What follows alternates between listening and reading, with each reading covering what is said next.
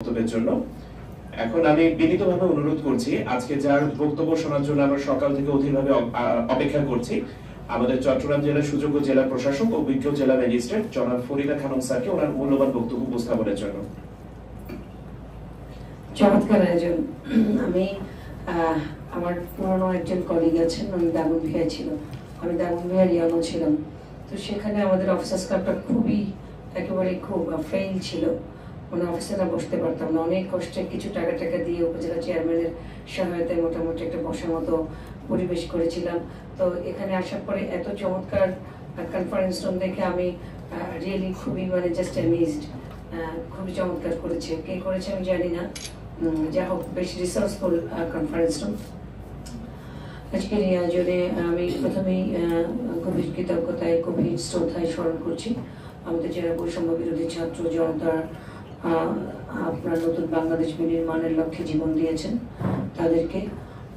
আমাদের সমবেদনা রয়েছে যারা আহত হয়েছে তাদের প্রতি। আপনারা যদি অনেক পেছনে ফিরে যাই আমরা, তাহলে আমরা কিন্তু একসময় দেখবো আমাদেরকে বলা হয়েছিল, কটাক্ষ করে বলা হয়েছিল বটমলেস বাস্কেট। সেই বাংলাদেশ আজকে কি বলা হয়, most emerging economy of the world. বিশ্ব নেতারা আমাদেরকে বলছে এখন আমরা বাংলাদেশ নাকি এশিয়ান টাইগার। কখনো কখনো বলা হচ্ছে unbelievable talent of south Asia. এই যে সাফল্য, এই সাফল্য কি আমাদের একদিনে এসেছে? একদিনে আসেনি। হাঁটি হাঁটি পা পা করে আমাদের মেধা, আমাদের শ্রম, আমাদের দক্ষতা, এই যে আমাদের যুব শক্তি, তারা আমাদের পাশে থেকেছে বলেই কিন্তু আমাদের এই সফলতা এসেছে। আন্তর্জাতিক বিশ্লেষকরা বলছে যে যদি এই স্পিডে দেশ চলতে থাকে তাহলে আগামী 2035 সাল নাগাদ বাংলাদেশ বিশ্বের 25তম বৃহৎ অর্থনৈতিক শক্তি হিসেবে পরিণত হবে। কি করতে হবে তাহলে? আমাদের যদি এই বৃহৎ অর্থনৈতিক শক্তিতে পরিণত হতে হয় তাহলে আমাদের বিভিন্ন চ্যালেঞ্জ আছে, কিন্তু সেই চ্যালেঞ্জ মোকাবেলা করতে হবে। সকালে যে বিষয়টা ছিল, আমরা একটা সেমিনার করেছিলাম, এটা এখন অনেক বেশি ইম্পর্টেন্ট। আপনারা হয়তো এই মুহূর্তে মনে করছেন এক সময় কিন্তু আমাদের হাতে যে মোবাইল, এখন মোবাইল ছাড়া আমরা এখন চলতেই পারি না। মানে আমাদের লাইফ, আপনি একবেলা না খেয়ে থাকবেন কিন্তু মোবাইল ছাড়া চলবে না, এটা এখন ইনডিসপেন্সেবল হয়েছে। এক সময় কি ছিল, 98 আমি একজনের হাতে মোবাইল দেখলাম, তখন শুধু তার দিকে তাকিয়ে থাকতাম, আল্লাহ, তখন আমি ইউনিভার্সিটিতে পড়ি। এখন সব চলে মোবাইল, মোবাইল ছাড়া চলবে না।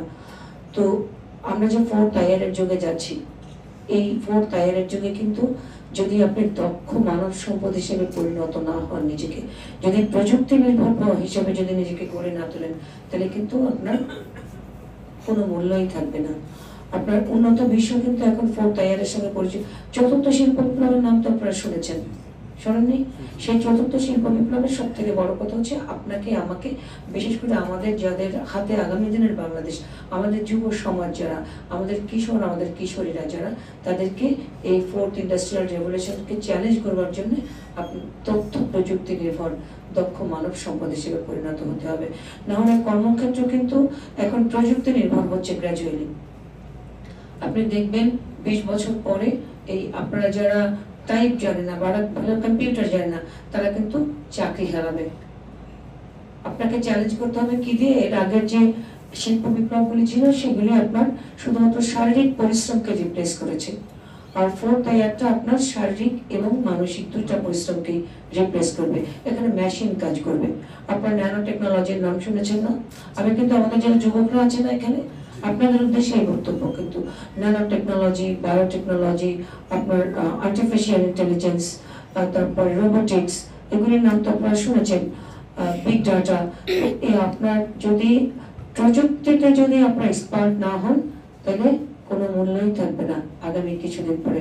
আমরা মোটামুটি এদিক সেদিক করে পার পেয়ে যাব, কিন্তু আপনাদের জন্য খুব বিপদ আসতেছে।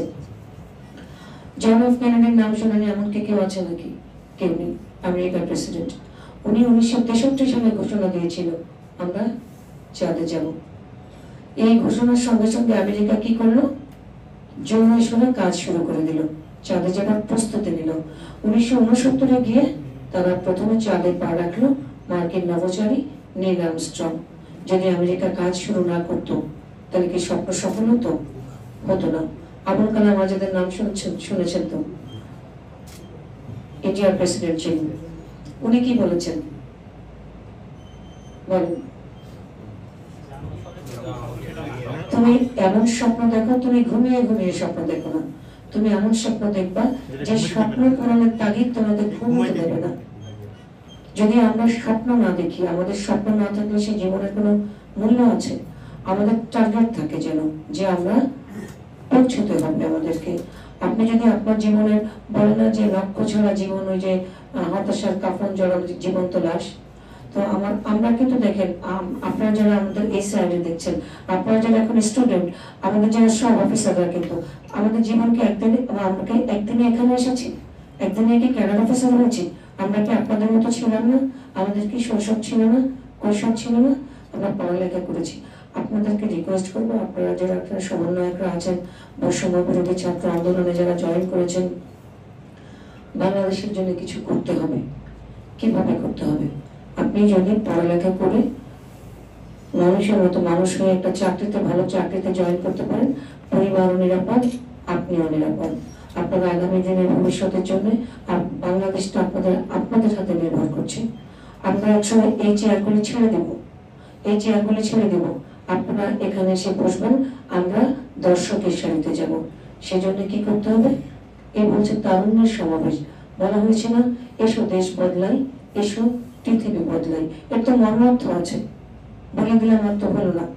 দেশকে বদলানোর জন্য, পৃথিবীকে বদলানোর জন্য তো কাজ করতে হবে। মাদার তেরেসা বলেছে, আমি একটা ঢিল ছড়তে পারি জলের উপরে, সেই ঢিল কিন্তু ঢেউ তৈরি করবে না, কিন্তু ঢিল যে ছড়লাম, ছোট্ট একটা ঢেউ তো তৈরি হবে। অনেকে মিলে ঢিল ছড়লে একটা ব্যাপক ঢেউ তৈরি হবে। সবাই মিলে কাজ করতে হবে, সমন্বিত উদ্যোগ থাকতে হবে আগামী দিনের বাংলাদেশের জন্য। আমরা স্বপ্ন দেখি সাম্যবাদের, আমরা স্বপ্ন দেখি একটা ন্যায়ভিত্তিক সমাজের, তাই না? সেজন্যই তো এই নতুন যে বিপ্লব হলো, নতুন যে স্বাধীনতা যুদ্ধ হলো, সেটা লক্ষ্য কি? সাম্যবাদী সমাজ প্রতিষ্ঠা। কবি নজরুল কি বলেছে? নাহি সাম্যের গান, মানুষের চেয়ে বড় কিছু নেই, নাহি কিছু মহিন। আমরা যেন মানুষের মতো মানুষ হই, আমাদের জীবনটা যেন এমন হয়, বিশেষ করে যারা আমাদের যারা তরুণরা আছেন, আপনারা জীবনটা যেন এমন হয়, ওই যেদিন প্রথম তুমি এসেছিলে ভাবে, কেঁদেছিলে তুমি একা, হেসেছিলে ভাবে, আমরা যেদিন চলে যাব, আমাদের মৃত্যুটা যেন সবাই কাঁদে, আমরা যেন হাসি। আমি অনুমতি মহোদয়কে ধন্যবাদ জানাচ্ছি, খুব চমৎকার একটা আয়োজনে আমাকে প্রধান অতিথি হিসেবে আমন্ত্রণ জানাবার জন্য। আর সব থেকে ভালো লাগছে আপনাদেরকে দেখে, আমরা আসলে আপনাদের চোখে আগামী দিনের বাংলাদেশকে দেখতে পাই। সবাইকে ধন্যবাদ জানিয়ে বক্তব্য শেষ করছি। অনেক অনেক অনেক ধন্যবাদ আমাদের চট্টগ্রাম জেলার সুযোগ্য জেলা প্রশাসক স্যারকে। স্যার আসলে অত্যন্ত ব্যস্ত সময় পার করছিলেন, আমি অনেকটা হাতে পায়ে ধরে স্যারের থেকে কিছু মূল্যবান সময় বের করতে পেরেছি। স্যার আজকে আমাদেরকে ওনার মহামূল্যবান সময় দিয়ে ধন্য করেছেন। জেলা উপজেলা প্রশাসন ও পরিষদ এবং সর্বোপরি রাউজানবাসী স্যারের নিকট কৃতজ্ঞ। আমরা স্যার আমাদের তারুণ্যের উৎসবে যে সমস্ত পার্ট রয়েছে স্যার, আমাদের ইভেন স্যার ফুল উৎসব, আমাদের স্যার রাউজান শিল্পকলা একাডেমি চমৎকার স্যার পারফর্ম করেছে স্যার। ওই দিন এত মানুষ হয়েছে যে কিছু সময়ের জন্য স্যার আমরা কালচারাল প্রোগ্রামটা স্যার গেট ভেঙে করে ঢুকে গেছে স্যার। আমরা স্যার এখানে আমাদের তারুণ্যের উৎসবের অংশ হিসেবে ফুটবল টুর্নামেন্ট হয়েছে স্যার, এবং আমাদের টিম স্যার ইয়েতে গিয়ে আমাদের রানার্স আপ হয়েছে স্যার, আমাদের মেয়েদের টিমটা রানার্স আপ হয়েছে এবং ছেলেদের টিমটা স্যার আমাদের উত্তরে চ্যাম্পিয়ন হয়েছে স্যার। আমরা এই অংশ হিসেবে স্যার যতগুলো কন্টেস্ট আছে, যতগুলো আমাদের প্রোগ্রাম আছে স্যার জেলা এবং বিভাগে, আমরা স্যার প্রত্যেকটা প্রোগ্রামে স্যার আমরা পার্টিসিপেট করছি স্যার। আমাদের আজকে কাবাডি টিমটা স্যার পার্টিসিপেট করতে গেছে স্যার, এবং স্যার আমাদের এই পৌরসভার টিম স্যার ইয়েতে গিয়ে আমাদের কর্মশালায় প্রথম স্থান অধিকার করেছে স্যার। তো স্যার রাউজান স্যার শিক্ষা এবং ঐতিহ্য, ইতিহাস এবং ঐতিহ্যে স্যার অত্যন্ত সমৃদ্ধ। আমরা স্যার আরকান রাজসভার কবি স্যার যিনি ছিলেন স্যার শাহ মোহাম্মদ সগীর, উনি স্যার এই রাউজানের সন্তান। সূর্য সেন বীর যিনি আছেন মাস্টারদা সূর্য সেন, উনি স্যার আমাদের রাউজানের সন্তান। এক সময় স্যার চট্টগ্রাম জেলার যে স্যার রাজনীতি কন্ট্রোল করতেন স্যার বড় দুটি দলের, ওনারা দুজনেই স্যার রাউজানের সন্তান। রাউজান স্যার শিক্ষা এবং জ্ঞান বিজ্ঞানে, এবং স্যার আমাদের যে কোনো সিভিল সার্ভিস থেকে শুরু করে বেসরকারি চাকরিতে স্যার রাউজানের লোকেরা স্যার খুব ভালো অবস্থানে আছে স্যার, বিগত সময়ও ছিল স্যার, এবং স্যার এখনো ভালো করছে স্যার। আমরা স্যার আপনার সহযোগিতা কামনা করছি স্যার, জেলা প্রশাসনের স্যার সর্বাত্মক সহযোগিতা পেলে স্যার ইনশাআল্লাহ রাউজান সুখী সমৃদ্ধ রাজধানী হিসেবে স্যার নতুন বাংলাদেশ স্বপ্ন দেখছে স্যার, সেই স্বপ্ন স্যার আমরা ইনশাআল্লাহ স্যার আপনার নেতৃত্বে স্যার আমরা বাস্তবায়ন করতে স্যার সক্ষম হব স্যার। আবারও স্যার আমাদের পক্ষ থেকে সকলের পক্ষ থেকে স্যার ধন্যবাদ ও কৃতজ্ঞতা জানিয়ে স্যার আপনার অনুমতি সাপেক্ষে স্যার আজকের অনুষ্ঠান স্যার সমাপ্ত করতে চাই। ধন্যবাদ সকলকে। আসসালামু আলাইকুম।